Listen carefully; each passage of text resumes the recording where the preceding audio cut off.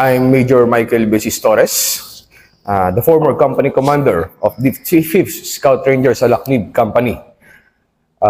During Marawi Siege in 2017, I've only one unforgettable encounter. Bago namin kunin yung last target na yun, syempre meron tayong ample time or we have that planning per se. Lahat kinonsider natin, lahat tinake charge ng mga other units, yung kanilang mga responsibilities during that assault. So, one thing ang hindi lang namin na-consider na hindi nakita ng recon ng drone sa taas is yung underground ng building. So, upon the assault, well, definitely, my first team is went inside. Nakuha nila yung structure, not knowing na meron palang nasa ilalim na butas. Connecting yung second building, yung pala yung terrain niya is pababa, going to the lake na. So, during their assault, I heard my radio from the outside before going in, kasi sila yung nauna, na tinamaan kagad yung radio man ng first team team ng kumpanya ko na nag-assault. Kasi 2 platoons kami nag-assault doon. 1 platoon assaulted the adjacent structure and 1 platoon assaulted the main structure na target. So with that, na-clear yung second floor, na-clear yung first floor, biglang pumutok yung nanggaling doon sa underground. Boom! Tinamaan kagad sa chest yung tropa ko. So, nagtinginan pa yung tropa. Saan galing? Saan galing? Saan galing? Nung tiningnan ng tropa na lead scout, nakita niya, nakita yung butas na maliit sa baba. Nakalabas lang yung barrel na M16. So, doon na. With that, after nung putok na yon, series of fires na coming from the enemy from left, right, and front. So, with that time, syempre, nag-cover lahat yung mga hindi tinamaan. Yung isa lang kasi yung tinamaan nun. Nag-cover lahat. Buhay pa that time. Yung tropa ko siguro, bigla na lang nung binawian siya ng buhay. Upon confirming na hindi na siya humihinga, hindi na siya gumagalaw, ang nangyari is yung mga kalaban is gusto siyang i-recover. Gusto siyang i-recover ng mga kalaban kasi during that time, yung mga kalaban, ang ginagawa nila, pag na-recover nila yung cadaver ng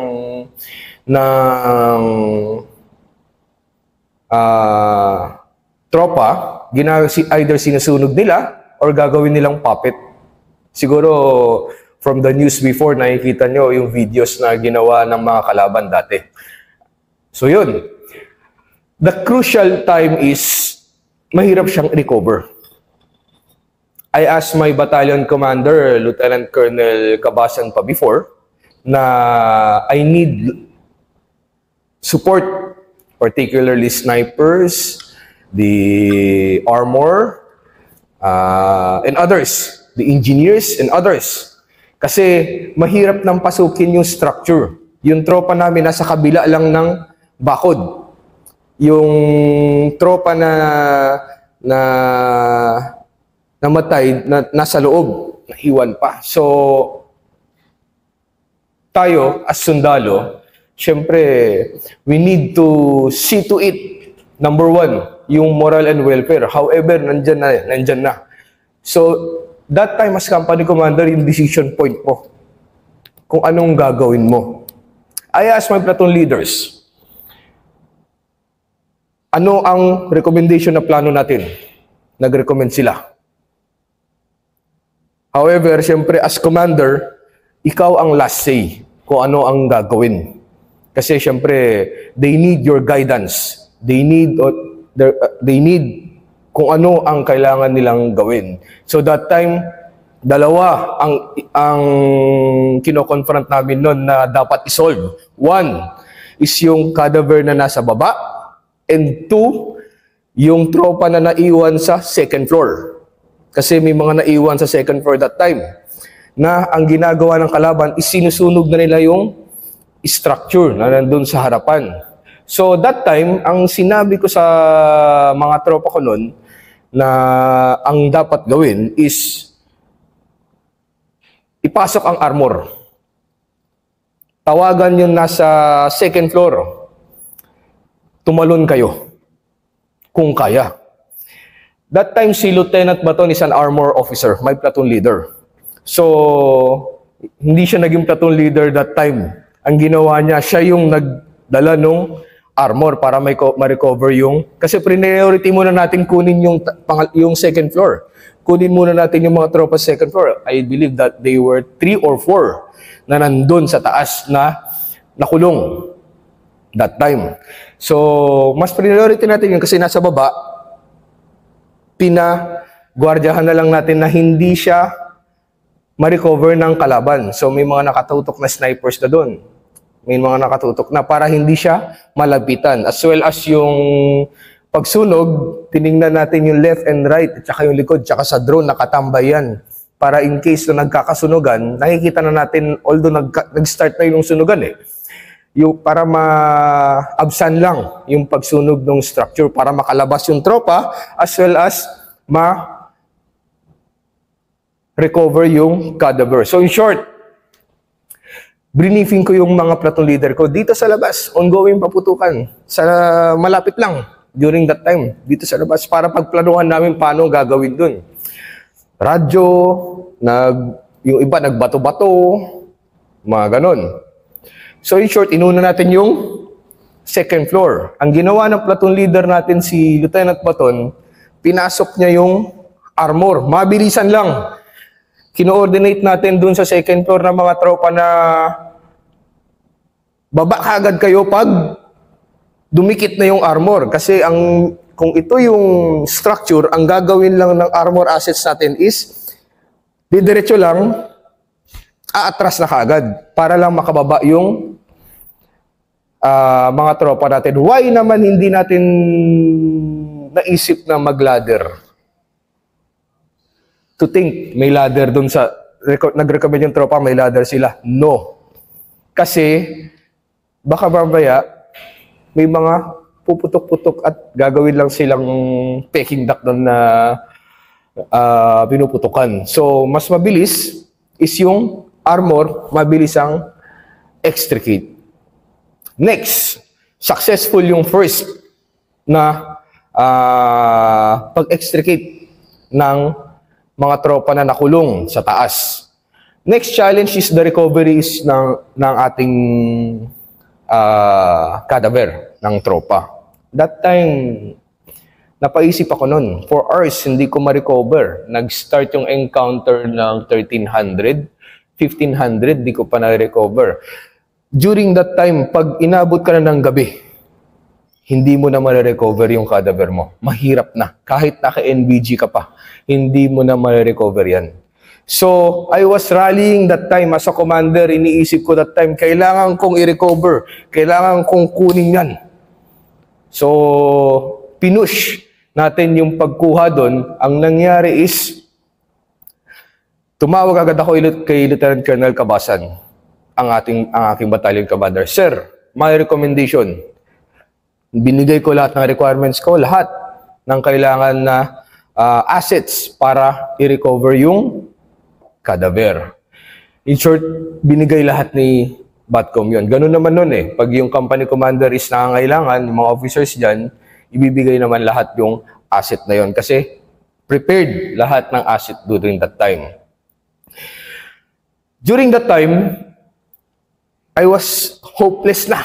Kasi wala talaga. Ang hirap kunin. Kumbaga, no choice lahat ng approach. Wala talaga.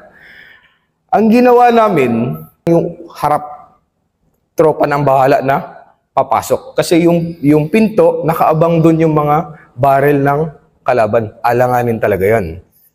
So, ang iniisip namin nun is buksan, magkaroon ng opening para lang makita namin yung sa loob. Kasi during the time, nakikita lang namin sa loob kasi bino lang dun sa gilid or dun sa drone na lumilipad pag nagle-level dun sa first floor. So, as a company commander, dapat i-establish mo ano yung plano kasi buhay pa rin nakataya. Buhay. So meaning, dapat pagdating nyo dun, pagdating ng tropa on how you command, dapat i-establish mo din. From pagkuha hanggang pag-exit, dapat pagplanuhan mo yan. Kasi dyan nadadali yung mga ibang mga forces natin kasi ang napagplanuhan lang is yung unang first phase lang, pero hindi na pagplanuhan yung pagbalik. So lahat yun, pinag-usapan namin during the time. A quick planning lang. Kailangan pagplanuhan. Hindi pwedeng ura-urada. Kung naisip mo lang, tapos go na. Hindi ganon. Dapat lahat na pag-isipan, lahat ng contingencies na isip mo. And most especially, makinig kayo sa recommendation ng mga tropa. Kasi syempre, as a commander, hindi mo lahat naiisip yan. Lalabas yan sa mga subordinates mo. Minsan sasabihin nila, sir, mas maganda siguro sa ganun, sir. I-assess mo.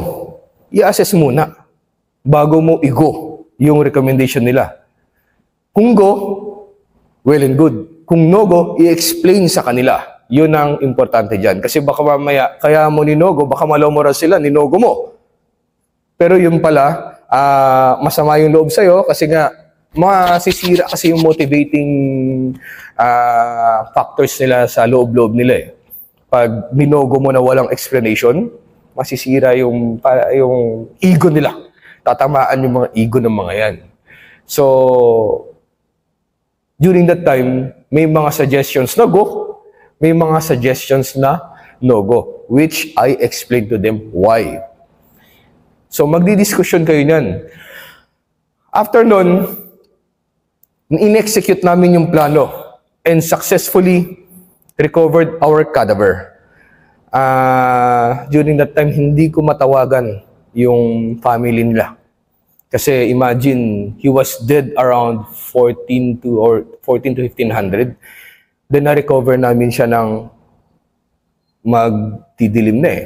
More or less, 5:30, 17:30 in the afternoon. So, at least nakuha yung target na hindi dapat abutin ng gabi na i-recover yung cadaver. Kasi hindi natin matatawagan ng yung mga mahal niya sa pamilya na wala na siya, tapos wala rin siya sa possession natin. Napakapangit nun.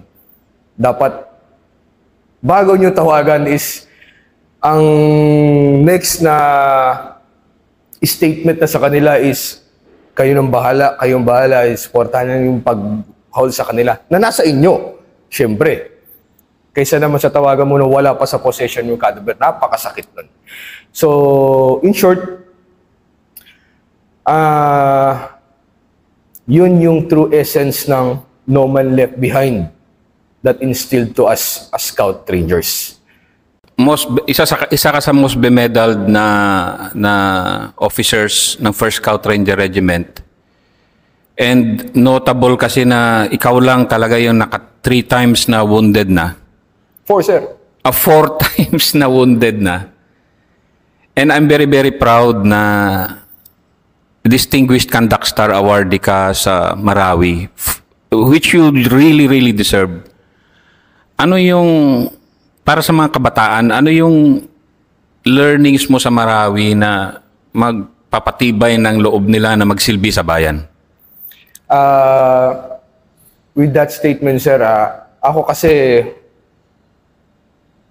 passion in my work, in my profession.